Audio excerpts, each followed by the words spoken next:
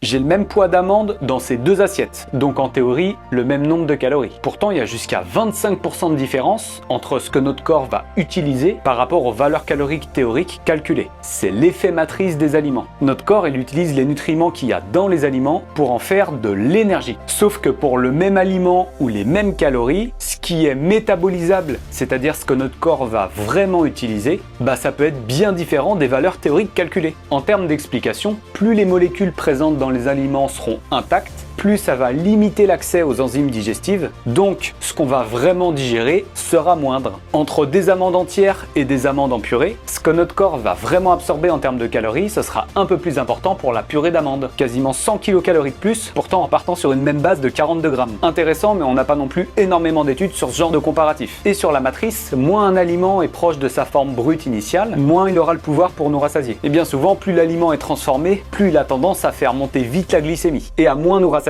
puisqu'il est plus vite digéré. Malgré les campagnes de prévention sur l'alimentation depuis les années 2000, les statistiques sur l'obésité, elles sont pas vraiment améliorées. On n'éduque pas assez et l'offre alimentaire à laquelle on est exposé dans les magasins, c'est pas la plus aidante. Il y a aussi une vision trop réductionniste de l'apport calorique, sans passer par l'aspect qualitatif. Puis il y a aussi tout ce qui est autour du repas, que ce soit l'environnement, le temps du repas, dont l'influence de la texture et la mastication, ainsi que l'activité physique, le sommeil, le stress. Mets-moi une assiette en commentaire et à bientôt pour du nouveau.